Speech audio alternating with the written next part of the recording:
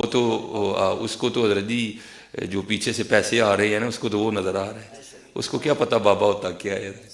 بابا اپنے زمانے میں ایک زمانہ ہوتا ہے، بابا اپنے جہاں میں ایک جہاں ہوتا ہے، اس کا وکھری ایک جہاں ہوتا ہے، یہ اس کو نہیں پتا اور نہ اس کی باتوں میں آنا ہے انشاءاللہ۔ میرا ارادہ بن رہا ہے کیونکہ اب وہ ہمارے بابوں کی طرف آ رہا ہے اور ہم نہیں اپنے بابوں کی برداشت کر سکتے۔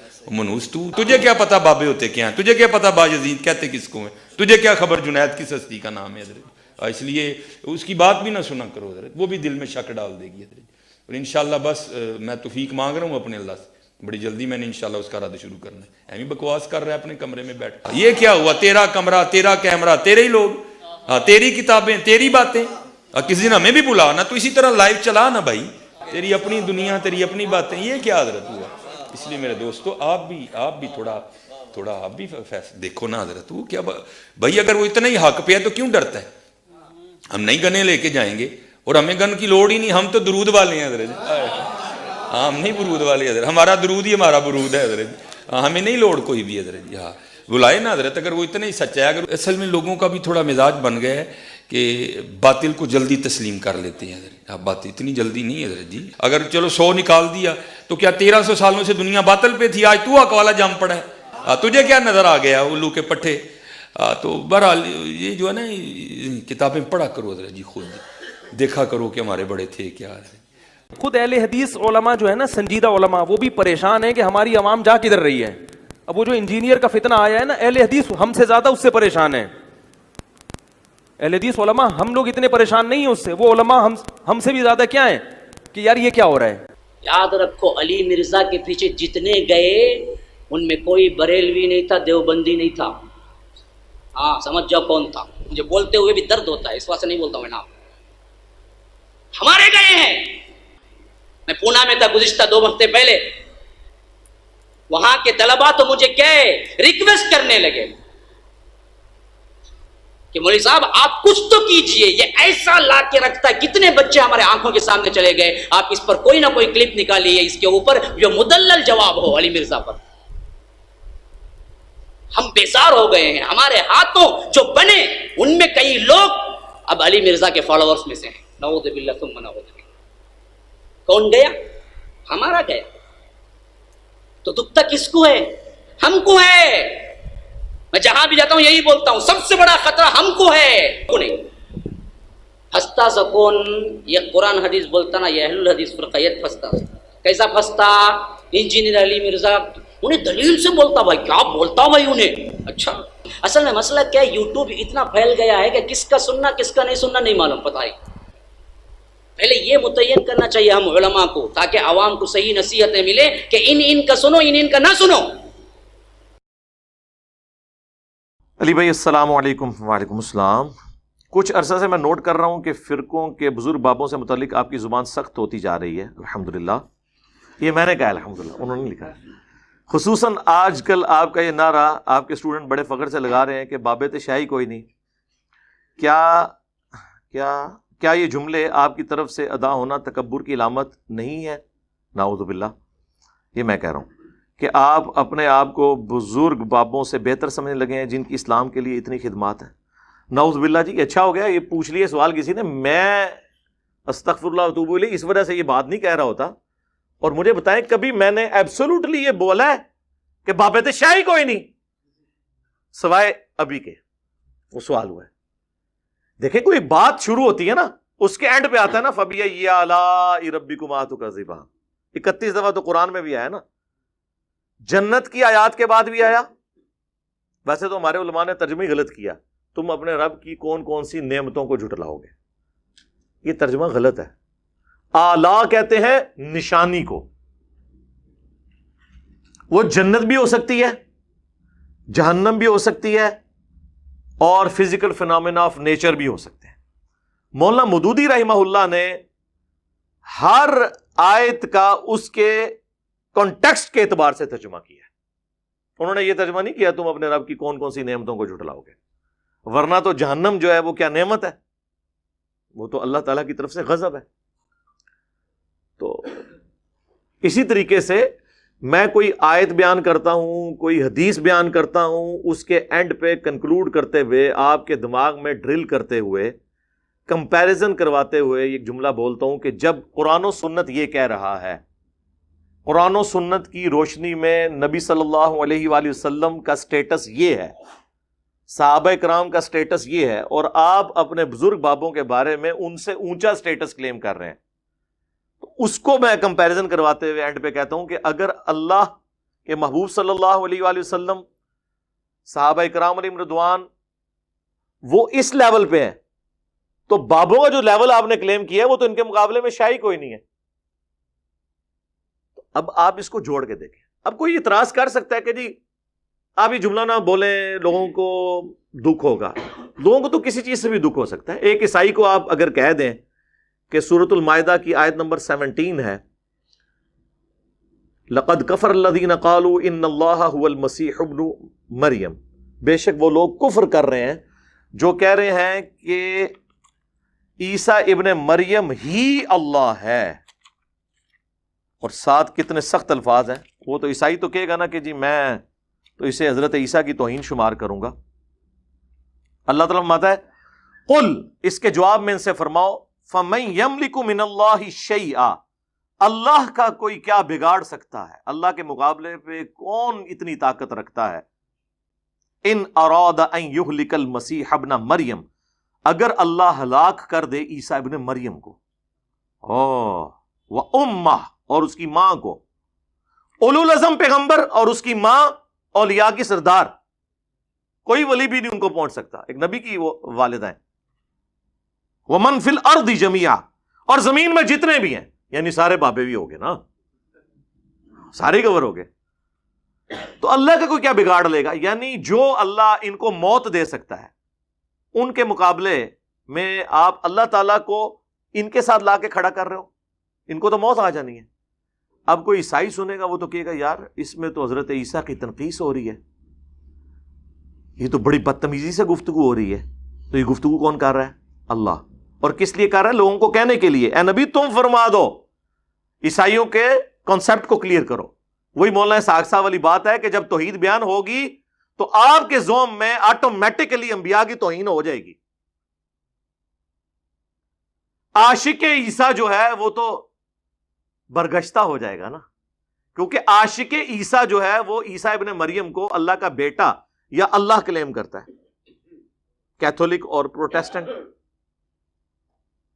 تو جب کوئی عاشق محمد صلی اللہ علیہ وآلہ وسلم کسی عاشق عیسیٰ کو سمجھائے گا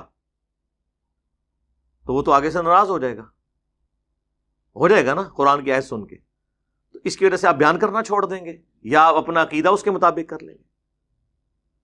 اور یہ عشق کے بھی نام پہ جو مرضی انہوں نے کیا ہوا ہے، تو میں ان کو پھر پھکی دیتا ہوں کہ یار یہ اکثر وہ بلکہ وہ کر بھی رہے ہوتے ہیں بعض اوقات ان کے مبلغین کہ یار دیکھو تم سے تو عیسائی بہتر ہیں، وہ تو اپنے نبی کے بارے میں یہ نہیں کہتے ہیں کہ نبی علیہ السلام ہمارے جو پیغمبر تھے ان کو غیب کا علم نہیں تھا۔ مسلمان بھی نہیں کہتے، مسلمان صرف یہ کہتے ہیں آپ کو خدا کے لیے خود نہیں غیب جانتے تھے، اللہ کے بتانے پہ ہوتا تھا، اور جب بتاتا تھا جتنا بتاتا تھا، ما کان و ما یکون، یعنی جو کچھ ہو چکا اور جو کچھ ہونے والا ہے، جو اعلیٰ حضرت نے ترجمہ کر دیا سورۃ الرحمن کے سٹارٹ میں، یہ نہیں تھا، تو اس کو آپ توہین کو شمار کرتے ہیں۔ تو پھر میں ان کو یہ پھکی دیتا ہوں کہ پھر اس کا مطلب ہے کہ عیسائی تو عشق رسول میں تم سے بھی آگے نکل گئے، انہوں نے کم از کم خدا تو بنایا ہے نا، یا خدا کا بیٹا تو بنایا ہے، تم بھی بناؤ۔ عشق رسول میں تو عیسائی مسلمانوں سے اوپر چلے گئے، لیکن ہم نہیں حرکت کر سکتے۔ ابو داؤد میں، ابن ماجہ میں حدیث ہے، ایک صحابی نے حضور کو سجدہ کیا، آپ نے فرمایا سر اٹھا یہ کیا کر رہا ہے؟ کہ یا رسول اللہ میں وہ ہیرا نامی جگہ میں گیا تھا عراق میں، وہاں پہ لوگ اپنے سردار کو سجدہ کرتے ہیں، تو آپ تو اللہ کے رسول ہیں، آپ نے فرمایا جب میں فوت ہو جاؤں گا اور تم میری قبر سے گزرو گے کیا میری قبر پہ بھی سجدہ کرو گے؟ انہوں نے کہا نہیں یا رسول اللہ۔ تو فرمایا پھر مجھے کیوں سجدہ کر رہے ہو؟ اگر میں سجدہ جائز سمجھتا تو بیویوں سے کہتا کہ اپنے خاوندوں کو سجدہ کریں اس حق کے سبب جو اللہ نے ان کو دیا ہے۔ انہوں نے آگے سے نہیں کہا کہ عشق دے چلے نمبر رہ گئے، یا رسول اللہ عیسائیوں نے تو اپنے پیغمبر کو خدا کا بیٹا یا خدا ہی کلیم کر دیا، ہم آپ کو سجدہ بھی نہ کریں تعظیمی؟ اور یا رسول اللہ حضرت آدم علیہ السلام کو تو فرشتوں نے سجدہ کیا تھا، آپ تو امام الانبیاء ہیں، آپ کو ہم سجدہ نہ کریں. یہی کہانیاں بناتے ہیں نا, جوڑتے ہیں نا اس طریقے سے. تو اس طریقے سے جب ہم یہ باتیں کرتے ہیں تو ہمارا مقصد یہ ہوتا ہے کہ آپ کے دماغ کھولے جائیں. باقی تو لوگوں کو تو بری لگتی ہیں باتیں, مجھے پتا ہے قرآن کی دعوت لوگوں کو بری لگتی ہے, اس لیے آپ کو صدیوں سے بتایا گیا قرآن و حدیث ڈائریکٹ نہیں پڑھنا, گمراہ ہو جاؤ گے. یہ اس کا ایکویلنٹ ورڈ تھا, کیونکہ جو کچھ انہوں نے بتایا تھا وہ اس کے بالکل خلاف. لیکن اگر آپ قرآن و سنت کو پڑھیں گے تو وقتی طور پہ آپ کو کوفت ہوگی. جس طرح ایک بندے کو جب پھوڑا پیپ زدہ ہو جاتا ہے نا, اس کو جب کٹ لگایا جاتا ہے نا, اس وقت اسے ایک تکلیف ضرور ہوتی ہے, لیکن جب اس کا زخم صاف ہو کے 1-1.5 ہفتے میں ریکوری شروع ہو جاتی ہے نا, پھر وہ کہتے ہیں یار میں نے تو اتنے مہینے تکلیف کاٹی اس کی وجہ سے. جس مزار سے گزرتا تھا جھک کے گزرتا تھا. ہاں جی, اگر میں وہ گاڑی کا ڈرائیور تھا تو جو مزار آتا تھا وہ تو 10 روپے دور سے ہی سڑک پہ پھینک کے جاتا تھا. اللہ کا شکر ہے توحید پہ آئے ہوں تو سکون ہو گیا, یہ پھوڑا جب سے ختم ہوا ہے, ایک اللہ کا ہو گیا ہوں. لیکن اس وقت چیرا لگتے ہوئے تو تکلیف ہوتی ہے, ہوگی, مجھے پتا ہے. مجھے کسی کے بابوں سے کوئی لینا دینا نہیں ہے. بابوں کے مقابلے میں اپنے آپ کو نہیں لا رہا ہوتا, کتاب و سنت کو لے کے آ رہا ہوتا. اب چونکہ وہ ہے ہی اس کے مقابلے پہ ہے تو اب میں کیا کروں, میں تو کچھ نہیں کر سکتا. اب اگر میں قرآن سے یہ آیت بیان کروں, سورہ الانعام کی آیت نمبر 15, جو سورہ یونس میں بھی موجود ہے, سورہ الزمر میں بھی, قل انی اخاف ان عصیت ربی عذاب یوم عظیم. اے نبی تم فرماؤ کہ اگر میں بھی اپنے رب کی نافرمانی کروں تو مجھے بھی اس بات کا ڈر ہے کہ بڑے دن کا عذاب مجھے بھی آ پکڑے گا. اللہ اکبر. میرے بھائی, جب یہ میں آیت بیان کرتا ہوں اور اس کے مقابلے پہ آپ کے بزرگ یہ کلیم کرتے ہیں کہ ہم اس وقت تک جنت میں نہیں جائیں گے جب تک کہ اپنے مریدوں کو نہ لے کے چلے جائیں, جو ہمارے سلسلے میں بیعت ہو گیا وہ قیامت والے دن بغیر حساب و کتاب کے بخشا جائے گا. اور میں جب یہ حدیث بیان کرتا ہوں اس کو سپورٹیو, یہ تو نبی علیہ السلام کے بارے میں آپ نے پھر اسے بریف کیا, صحیح مسلم کی حدیث, کہ جسے قیامت کے دن اس کے عمل نے پیچھے چھوڑ دیا, اس کا نسب, اس کی رشتہ داری اسے آگے نہیں لے کے جا سکے گی. اور بخاری اور مسلم کی متفق علیہ حدیث, اے میری بیٹی فاطمہ اس بات پہ مت اکڑنا کہ تم اللہ کے نبی کی بیٹی ہو, اگر اللہ نے تمہیں پکڑ لیا تو میں اللہ کے حضور تمہارے کچھ کام نہیں آؤں گا. یہ سیدہ فاطمہ کو ہمارے لیے کہا جا رہا تھا, وہ تو بخاری مسلم میں آیا جنتی عورتوں کی سردار ہیں, لیکن ان کو یہ بات کر کے امت کو بتائی جا رہی تھی کہ جب فاطمہ کا یہ سٹیٹس ہے اور اس کے بارے میں اللہ کا محبوب صلی اللہ علیہ وآلہ وسلم ہونے کے باوجود یہ کہہ رہا ہوں, تو اب جب کبھی کوئی یہ کہے نا کہ جو میرے سلسلے میں بیعت ہو میں اسے جنت میں لے جاؤں گا, میں اس وقت تک جنت میں نہیں جاؤں گا جب تک کہ اسے لے نہ جاؤں, تو آپ نے انجینئر صاحب کی بات غور سے سننی ہے کہ بابت شاہی کوئی نہیں. جب حضرت فاطمہ اور رسول اللہ صلی اللہ علیہ وآلہ وسلم کے بارے میں یہ آیات اور احادیث موجود ہوں, اب پتہ چلا بابت شاہ نہیں کوئی نہیں, ادھر مطلب کیا ہے, یعنی بابوں کی تو کوئی حیثیت نہیں ہے ان کے مقابلے میں. عیسیٰ ابن مریم کے بارے میں سورۃ المائدہ میں آیا کہ عیسیٰ ابن مریم تو نہیں تھے مگر ایک رسول, اور ان کی ماں ایک سچی عورت تھی, اور وہ دونوں کھانا کھایا کرتے تھے, یعنی وہ روٹی کے محتاج تھے. روٹی کا محتاج کون ہوتا ہے؟ جو مخلوق ہو. خالق روٹی کی محتاج ہستی ایسی نہیں کہ وہ محتاج ہو. تو اس پہ جب ہم یہ کہہ دیں کہ یار اگر عیسیٰ ابن مریم اور ان کی والدہ, ان کے بارے میں یہ آ رہا ہے, اور پھر ساتھ یہ بھی آیا کہ ایسوں کو پوجتے ہو جو نہ تمہارے نفع کے مالک ہیں نہ نقصان کے, اور ساتھ ہی کہا یہ من دون اللہ ہیں, حالانکہ حزب اللہ ہیں, لیکن تم نے انہیں من دون اللہ بنا دیا اللہ کے مقابلے پر. یہ کہتے ہیں بتوں کے بارے میں من دون اللہ ہے, اور ہم تو پوجتے تو نہیں ہیں. بھئی پوجنا ایک الگ سے چیز ہے, اس کے ساتھ یہ ہے کہ نہ وہ تمہارے نفع کے مالک ہیں نہ نقصان کے. تو پھر ہم اس پہ کیوں نہ بولیں کہ اگر اولو العزم پیغمبر 5 جو سورۃ الاحزاب اور سورہ الشورى میں آئے, محمد رسول اللہ صلی اللہ علیہ وآلہ وسلم, ابراہیم خلیل اللہ, موسیٰ کلیم اللہ, عیسیٰ روح اللہ اور نوح علیہ السلام, یہ 5 اولو العزم پیغمبر، ان میں سے ایک عیسیٰ ابن مریم اور ان کی ماں صدیقہ کہہ دیا اللہ تعالیٰ نے ان کو، اور صدیق سب سے بڑا درجہ ہوتا ہے انبیاء کے بعد، اولیاء کی سردار۔ اگر عیسیٰ اور ان کی ماں کھانے کے محتاج ہیں، اللہ کے مقابلے پہ اگر آپ انہیں کھڑا کریں گے تو وہ من دون اللہ ہیں، اور وہ دونوں آپ کے نفع اور نقصان کے مالک ہی نہیں ہیں، تو بابت شاہی کوئی نہیں، ٹھیک ہے نا؟ تو یہ ایبسولوٹلی جملہ نہیں بولا جاتا، ریلیٹیولی بولا جاتا ہے۔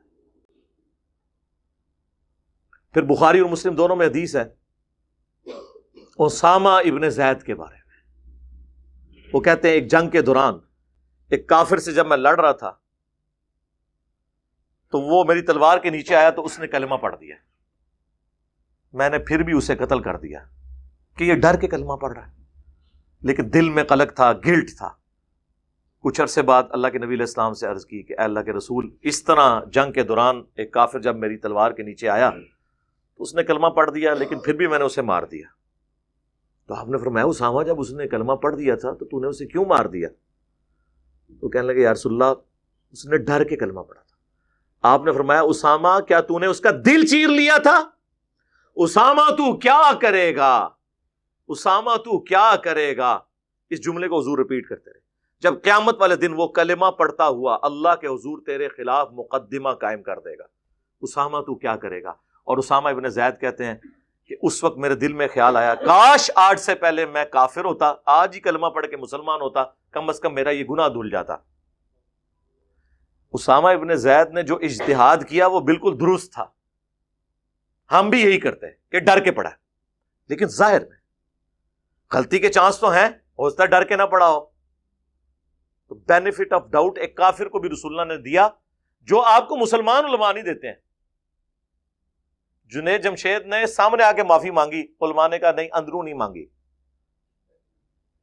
دیکھا آپ نے۔ تو اسامہ ابن زید کو جب حضور یہ کہہ رہے تھے کہ کیا تو نے اس کا دل چیر لیا تھا، تو اسامہ کو تو آگے سے یہ کہنا چاہیے تھا کہ اس امت کے بڑے سے بڑے ولی، غوث، کتب، ابدال، وہ اپنے مریدوں کے دلوں کے حال جانتے ہیں، اور وہ پوری کائنات ان کے سامنے اس طرح ہوتی ہے جس طرح ہتھیلی کے اوپر رائی کا دانہ۔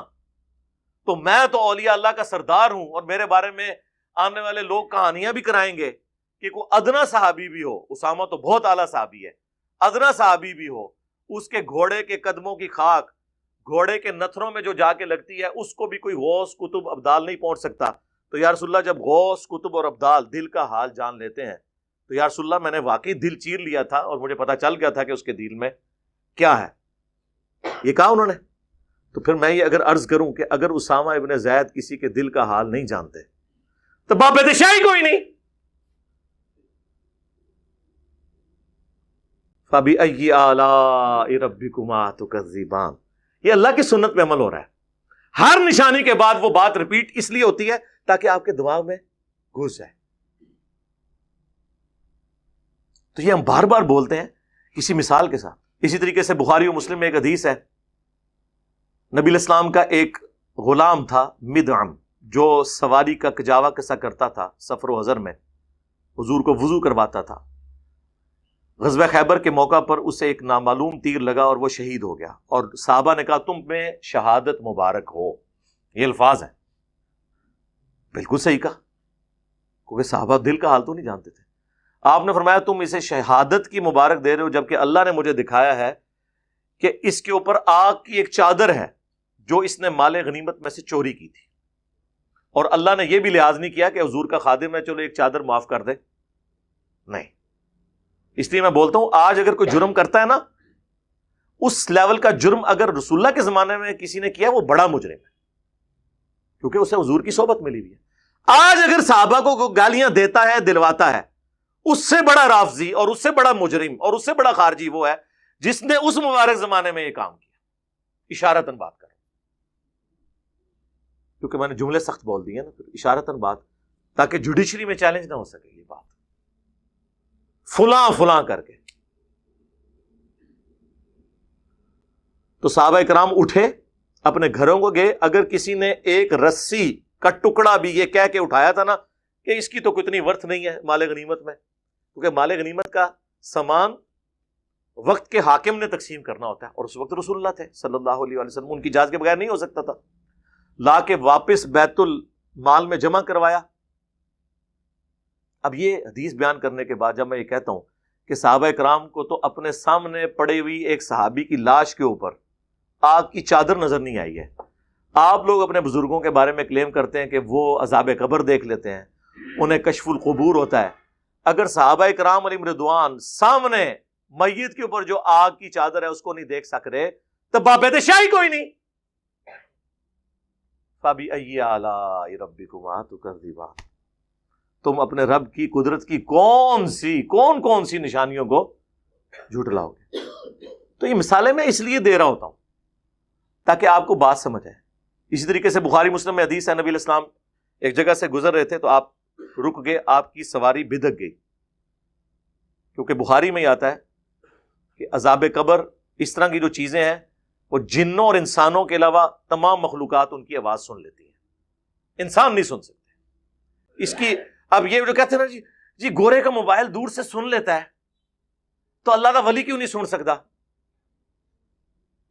یعنی آپ موبائل کو اوپر کر رہے ہیں، سر موبائلوں تو چھڑ دو، آپ تو پرندے سے افضل ہے نا، آپ اڑ کے بتائیں، پرندہ اڑ لیتا ہے، ولی کی نہیں بات کر رہا، ولی کا جو مرید ہے چمگادڑ اڑ لیتی ہے، تسی چمگادڑ تو بھی گئے گزرے ہو، میں نام ہی انہاں جانوراں دے لینے جے تانوں وٹ چڑھے، گدھ تو بھی گئے گزرے ہو، کوے سے بھی گئے گزرے ہو، چیلوں سے بھی گئے گزرے ہو، اشرف المخلوقات ہو کے، اس لیے کہ ہمیں اللہ نے اس ڈومین میں بس اتنی دی ہے صلاحیت، اس سے بڑھ کے نہیں دی۔ وہ کہتے ہیں جی نبی جب خچر پہ بیٹھا تو خچر کو بھی علم غیب آ گیا تو بزرگوں کو کیوں نہیں آتا؟ بھائی جو 7 بزرگ تھے ان کو تو کوئی نہیں آیا، وہ اس لیے آتا ہے اسے کہ وہ ویسے ہی سنتا ہے، علم غیب سے نہیں، ویسے ہی سنتا ہے، وہ جانور ہے، وہ مکلف نہیں ہے، جن اور انس کے علاوہ ہر مخلوقات سنتی ہے، یہ تو بخاری کے الفاظ ہیں۔ آپ نے فرمایا ان 2 قبر والوں کو عذاب ہو رہا ہے، ایک پیشاب کے چھینٹوں سے نہیں بچتا تھا، دوسرا چگلی کھایا کرتا تھا، پھر آپ نے ایک ٹہنی توڑ کے 2 ٹکڑے کر کے دونوں قبروں پہ لگائے اور کہا جب تک یہ ہری رہیں گی ان کے عذاب میں تخفیف ہوگی، حضور کی برکت سے۔ اور مسلم شریف میں تو الفاظ ہیں میں نے اللہ سے ارادہ کیا کہ میں تمہیں عذاب قبر سنوا دوں، دکھانا نہیں، نہ وہ تو کوئی تک ہی نہیں سکتا، لیکن مجھے ڈر ہوا کہ اگر تم نے عذاب قبر کی چیخیں وہ سن لی نا تم اپنے مردوں کو دفنانا چھوڑ دو گے۔ تو یہ ساری حدیثیں بیان کر کے میں کہتا ہوں کہ صحابہ کرام حضرت ابوبکر، عمر، عثمان و علی رضی اللہ عنہم اجمعین وعلیہم السلام اجمعین، جن کے لیول کا کوئی بزرگ ہو ہی نہیں سکتا، جب وہ لوگ حضور کی موجودگی میں بھی عذاب قبر سن نہ سکیں، دیکھنا تو دور کی بات، تو بابید شاہی کوئی نہیں۔ تو اب سمجھ آئی کہ بابید شاہی کوئی نہیں، اس کا مطلب کیا ہوتا ہے؟ اس کے اوپر تو میں فی البدی کتنی دیر بول سکتا ہوں، تو ختم ہی نہیں ہوگا۔ تو میری وہ جو 100 نمبر مجلس ہے نا، بابوں کا خدا اور ہے اور کتابوں کا خدا اور، وہ آپ دیکھیں اس وقت اگر یہ مجھے آمد ہوئی ہوتی نا تو اس کی بھی وہ ہر مثال کے اوپر میں یہ بولا کرتا۔ یہ آہستہ آہستہ آمد ہوئی ہے نا، جسے کہتے ہیں آہستہ آہستہ، کیا لکھا ہوا تھا کہ آپ کے لہجے میں تلخی آنا شروع ہو گئی ہے، آہستہ آہستہ آمد آنا شروع ہو گئی ہے۔ پہلے آمد ہوئی کہ نہ میں وابی نہ میں بابی، میں ہوں مسلم علمی کتاب۔ اس کے بعد مرنے سے پہلے اے مسلمان کر لے اس پہ غور، کتابوں کا خدا اور ہے، بابوں کا خدا اور، بابے بھی اسی خدا کو مانتے ہیں لیکن ان کوالٹیز کے ساتھ نہیں جو کتاب و سنت میں ہے۔ تو یہ سلوگنز آئے نا، پھر یہ اچانک آیا میرے دماغ میں، کوئی بیٹھ کے بناتا نہیں ہوں، وہ ایک مجلس کے دوران، یعنی میں کوئی بات کرتے ہوئے کہہ رہا تھا کہ لوگ یہ کہتے ہیں کہ جی اگر آپ اس کو غلط کہہ رہے ہیں یہ تو فلاں بزرگ نے بھی نقل کیا ہے، تو اس پہ پھر میں نے جملہ بولا تھا کہ ہم قرآن و سنت کی روشنی میں جب حضرت معاویہ رضی اللہ تعالیٰ عنہ، حضرت مغیرہ ابن شعبہ رضی اللہ تعالیٰ عنہ، حضرت عمر بن عاص رضی اللہ تعالیٰ عنہ کے، مولا علی رضی اللہ تعالیٰ عنہ علیہ السلام کے خروج جو ان کے خلاف انہوں نے کیا اس کو بھی کنڈیم کرتے ہیں، تو بابت شاہی کوئی نہیں، ہمیں کسی کی توس کوئی نہ لگائے۔ تو اچانک میرے دماغ میں آیا، لیکن وہ قبولیت کی گھڑی تھی۔ اور یہ سلوگنز اور نعرے بڑے امپورٹنٹ ہوتے ہیں۔ بخاری مسلم میں حدیث ہے، اے حسان بن ثابت، ہمارے تیروں اور تلواروں سے کافروں کو وہ تکلیف نہیں ہوتی جو تیرے زبان کے اشعار سے ہوتی ہے۔ تو یہ سنت حسان ابن ثابت ہے جو ہم پوری کر رہے ہیں. اب تو ایسے ایک اور نعرہ بھی آ گیا چوتھا، فرقوں کی دکانیں بند، the damage has been done.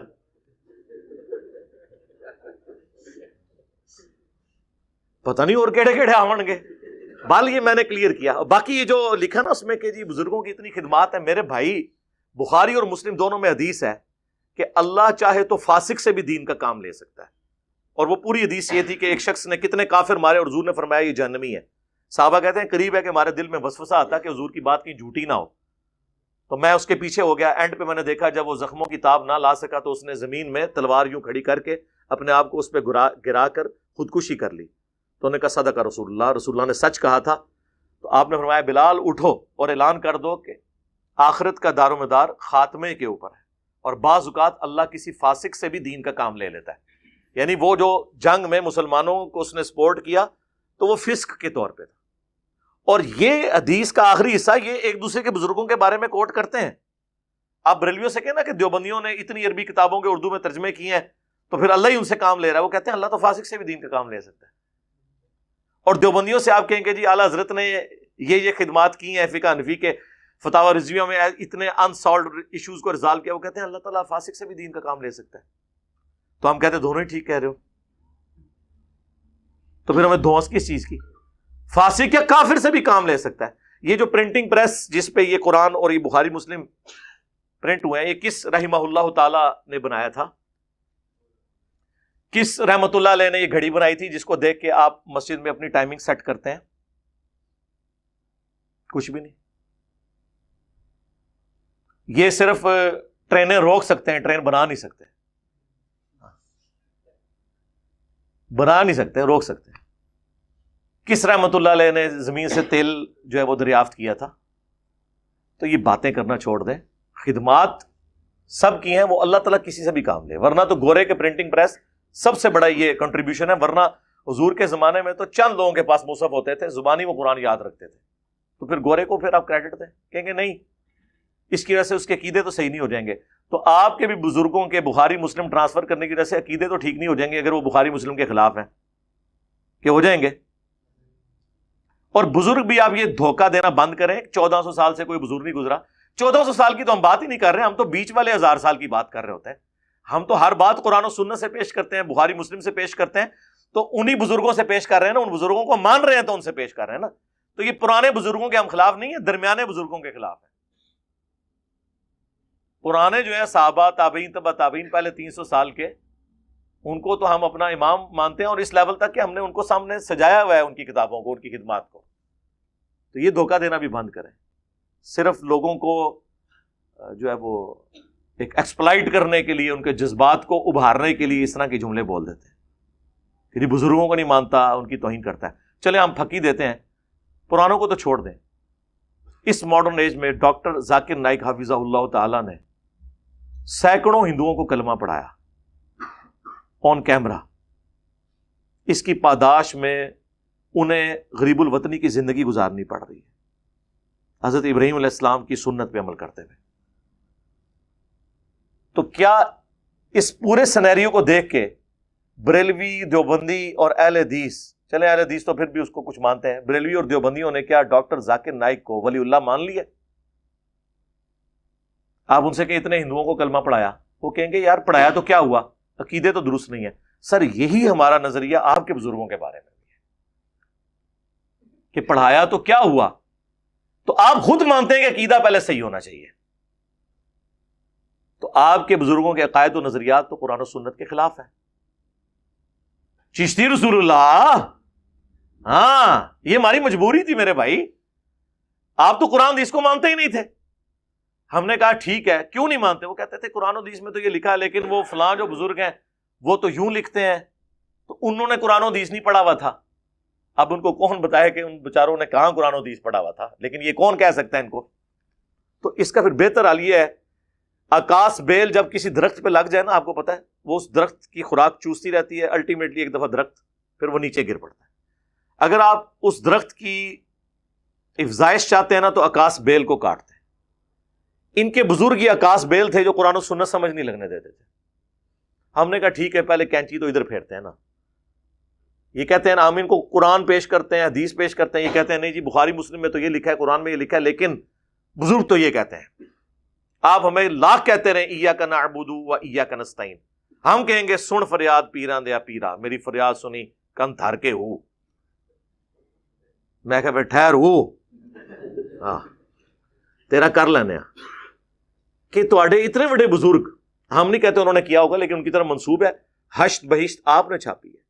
معین الدین چشتی اجمیری المتوفا 633 ہجری، انہوں نے تو اپنے مرید سے کلمہ پڑھوایا ہے چشتی رسول اللہ، ویسے اب انہوں نے کتاب سے نکال دیا لیکن وہ صرف ایک پبلیکیشن والے نے نکالا ہے، اور اس کے ساتھ لکھے بھی کہ انجینئر صاحب کے اس مقدمے کو بار بار ہائی لائٹ کرنے کی وجہ سے ہم نے رجوع کیا ہے، یعنی 1000 سال میں کوئی بزرگ ایسا پیدا نہیں ہوا تھا جو ہمارے بزرگوں کے کارنامے میں بتاتا۔ مانتے نا؟ چلیں خیر ہے، ہم نے تو اجر اللہ سے لینا ہے، میں ایک تفنن کے طور پہ بات کر رہا ہوں۔ تو وہ چشتی رسول اللہ نکلا۔ ویسے آپ کسی بریلوی سے پوچھیں کہ جی اشرف علی تھانوی نے اپنے نام کے کلمے کو انڈورس کیا تھا، اشرف علی تھانوی رسول اللہ اور اللہم صلی علی سیدنا و نبینا اشرف علی، نعوذ باللہ۔ وہ کہتے ہیں جی وہ جی خواب میں پڑھا ہے، خواب میں کہاں ہے میرے بھائی؟ خواب کے بعد وہ مرید کہہ رہا ہے میں بیداری میں بھی پڑھ رہا ہوں۔ وہ کہتے ہیں دیکھیں جی وہ کہہ رہا ہے نا میں بے اختیار ہوں، یار ہم نے بابی کو تو کبھی کہا ہی نہیں ہے، ہم کہتے ہیں بابے نے غلط کیا۔ جب ایک مرید اپنے پیر کو لکھ رہا ہے کہ میں خواب میں بھی اور اٹھ کے بھی پڑھ رہا ہوں اشرف علی رسول اللہ اور اللہم صلی علی سیدنا و نبینا اشرف علی، تو پیر کا کام تھا وہ کہتا کہ تیرے اوپر شیطان کا غلبہ ہو گیا ہے، اللہ سے توبہ کر، یہ کیا کفریات بک رہا ہے تو، شیطانی خواب ہے۔ لیکن پیر صاحب کیا کہہ رہے ہیں؟ اس واقعے میں تسلی تھی۔ اچھا پیر نو بھی ویسے وہ بھی مجھ سے مزاج سی، انہیں خواب نہیں لکھا، اس واقعے میں تسلی تھی، اسے بھی پتا تھا خواب میں بھی پڑھ رہا ہے بیداری میں بھی، کہ جس کی طرف تم رجوع لاتے ہو، یعنی اشرف علی تھانوی صاحب نے اپنے بات، وہ بعون ہی تعالی متبع سنت ہے، اللہ کی مدد سے وہ چونکہ سنت کے اوپر ہے لہٰذا اس لیے تم نے اس کے نام کا کلمہ پڑھا ہے۔ ہم بابی کو تو کچھ کہہ نہیں رہے، بابے کو کہہ رہے ہیں۔ اب کون مانے؟ کہتے ہیں نہیں بزرگوں کی خدمات ہے، جی یہ خدمات ہے۔ اس پہ تو میں یعنی کتنا رونا رو، اس کا تو کوئی اینڈ نہیں ہے۔ تو یہ جو بات شروع ہوئی تھی اس سے کہ وہ جو سوال میں تھا کہ باب تشائی کوئی نہیں، یعنی بابوں کی کوئی حیثیت نہیں ہے، تو یہ میرے مقابلے پہ نہیں ہے، قرآن و سنت کے مقابلے پہ۔ تو آپ بھی تو کہہ رہے ہوتے ہیں کہ بڑے سے بڑا غوث کتب ابدال، وہ ایک صحابی کے گھوڑے کے قدموں کی خاک جو اس کی ناک میں بیٹھے اس کے برابر نہیں ہے، تو آپ بھی تو کہہ رہے ہیں نا باب تشائی کوئی نہیں، اس صحابی کے قدموں کی خاک نہیں، اس کے گھوڑے کے قدموں کی خاک۔ خود تو بڑے فخریہ یہ جملہ بولتے ہیں کہ باب تشائی کوئی نہیں، یعنی لیکن اس جملے سے نہیں بول رہے ہوتے نا، آپ بتا تو یہی رہے ہوتے ہیں نا، اس کو ہم نے زبان دے دی ہے، تو وہ زبان دی ہے تو ظاہر ہے وہ چکے آپ کو پتا سلوگنز تو پھر ہٹ کرتے ہیں، آپ تو چھوٹے چھوٹے بچے کہتے ہیں کہ باب تشائی کوئی نہیں۔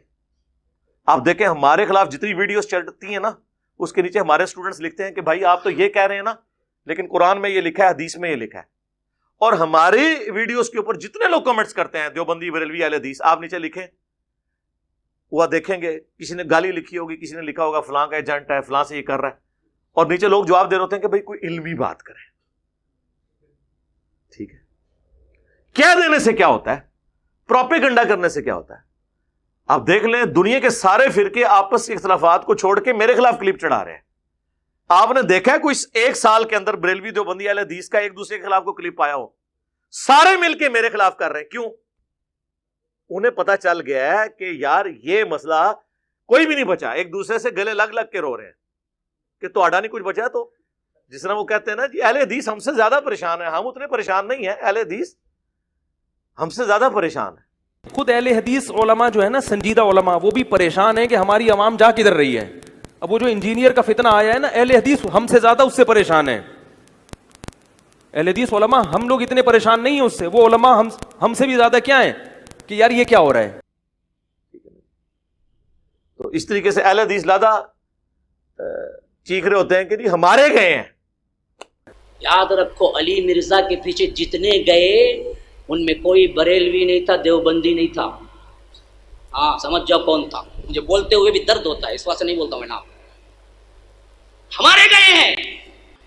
میں پونا میں تھا گزشتہ 2 ہفتے پہلے، وہاں کے طلباء تو مجھے کہے ریکویسٹ کرنے لگے کہ مولوی صاحب آپ کچھ تو کیجئے، یہ ایسا لا کے رکھتا ہے، کتنے بچے ہمارے آنکھوں کے سامنے چلے گئے، آپ اس پر کوئی نہ کوئی کلپ نکالیے اس کے اوپر جو مدلل جواب ہو علی مرزا پر۔ ہم بیزار ہو گئے ہیں، ہمارے ہاتھوں جو بنے ان میں کئی لوگ اب علی مرزا کے فالوورز میں سے ہیں، نعوذ باللہ ثم نعوذ باللہ۔ کون گیا؟ ہمارا گیا، تو دکھتا کس کو ہے؟ ہم کو ہے۔ میں جہاں بھی جاتا ہوں یہی بولتا ہوں، سب سے بڑا خطرہ ہم کو ہے، کو نہیں۔ پھنستا سکون، یہ قرآن حدیث بولتا نا، یہ اہل الحدیث فرقیت پھنستا۔ کیسا پھنستا؟ انجینئر علی مرزا انہیں دلیل سے بولتا، بھائی کیا بولتا بھائی انہیں۔ اچھا اصل میں مسئلہ کیا ہے، یوٹیوب اتنا پھیل گیا ہے کہ کس کا سننا کس کا نہیں سننا نہیں معلوم، پتہ ہی۔ پہلے یہ متعین کرنا چاہیے ہم علماء کو، تاکہ عوام کو صحیح نصیحتیں ملے کہ ان کا سنو، ان کا نہ سنو۔ وہ سارے تھے گئے انہیں، لیکن گئے کدھر؟ ہمارے پاس تو کوئی نہیں آیا، نہ ہم نے کوئی چندہ بک بنائی، نہ کوئی مدرسہ بنایا، نہ کوئی مسجد بنائی، نہ کوئی پیری مریدی شروع کی۔ آپ کے پیچھے نمازیں پڑھتے ہیں، آپ کوئی چندے دیتے ہیں، اب کیا مسئلہ رہ گیا پیچھے؟ یا تو نا یہ لوگ چھوڑ دیں، اور یہ میں آپ کو پریڈکٹ کر رہا ہوں کچھ عرصے کی بات ہے انشاءاللہ تعالی۔ ان علماء کی اور ائمہ مساجد کی حیثیت صرف ایک روڈ لائنر کے ڈرائیور جیسی ہوگی انشاءاللہ۔ جیسے آپ سفر کرتے ہیں نا، آپ کو اس سے غرض نہیں ہوتا کہ یہ جو ڈرائیور ہے اس کا عقیدہ کیا ہے، کون ڈرائیونگ کر رہا ہے، آپ چپ کر کے اپنا بیٹھتے ہیں گاڑی میں، منزل پہ اتر جاتے ہیں۔ آنے والی نسلیں بھی مسجد میں، ان کو اس سے کوئی غرض نہیں ہوگا یہ مسجد کس کی ہے، امام مسجد کون ہے، داڑھی اس کی پوری ہے، کام میں کس فرقے کا ہے۔ جسے سواری بیٹھ کے اتر جاتی ہے نا، یہ بھی لوگ جایا کریں گے اپنے بچوں کے ساتھ، نماز پڑھ کے باہر نکل آیا کریں گے۔ یہ خود بس امامت اور چندوں کو دیکھیں گے، عوام ساری کی ساری علمی کتابی مسلم ہوگی انشاءاللہ۔ اور یہ کوئی فرقے کا نام نہیں، یہ قرآن سے میں نے ڈیڈکٹ کیا ہے۔ ایتونی بکتاب من قبل ھذا او اثارۃ من علم ان کنتم صادقین، سورۃ الاحقاف آیت نمبر 4۔ اے نبی اگر یہ آپ سے بحث کریں تو ان سے کوئی علمی بات کرو، کوئی کتاب لے آؤ قرآن سے پہلے بھی جو شرک کی تعلیم دیتی ہو۔ قرآن وہی تعلیم دے رہا ہے جو اگلی کتابوں نے دی ہے، یا کوئی انبیاء کے آثار علم کے ہوں۔ ایتونی بکتاب من قبل ھذا او اثارۃ من علم، علم بھی آ گیا، کتاب بھی، ان کنتم صادقین۔ تو اسی کو ہم نے پریزنٹ کیا تھا کہ نہ میں وہابی، نہ میں بابی، میں ہوں مسلم علمی کتابی۔ لیکن کہتے یار یہ بابی کہہ دیا جی، ٹھیک ہے جی، وہ وابی کہہ دیا، وابی تو خود آپ کہہ رہے تھے ایک دوسرے کو، ٹھیک ہے۔ پھر میں نے سافٹ کیا نعرے کو کہ مرنے سے پہلے اے مسلمان، کہتے ہیں پیار سے میٹھی میٹھی باتیں، تو میں نے یہ التجا ہے نا کہ مرنے سے پہلے اے مسلمان کر لے اس پہ غور، کتابوں کا خدا اور ہے، بابوں کا خدا اور۔ پھر بھی ان کو بات سمجھ نہیں آئی ہے، تو پھر ظاہر ہے جب اتنا کچھ ہو رہا ہو تو کبھی کبھار پھر انسان سے کوئی ایک وکھرے جہاں کے اندر کو بات نکلی جاتی ہے نا کہ بابے تو شاہی کوئی نہیں نکلی نا، تو یہ ان ساری باتوں کے بعد ہے۔ اور اینڈ پہ وہ جب کسی بندے کو دفنایا جاتا ہے نا، اس کے بعد وہ مٹی ڈال کے اس میں پانی ڈالتے ہیں تاکہ وہ قبر سے مٹی ادھر ادھر بکھرے نا، وہ یہ اب ڈال دی ہم نے۔ فرقوں کی دکانیں بند، the damage has been done۔ صلاۃ بر محمد و آل محمد، اللہم صلی علی محمد وعلی آل محمد۔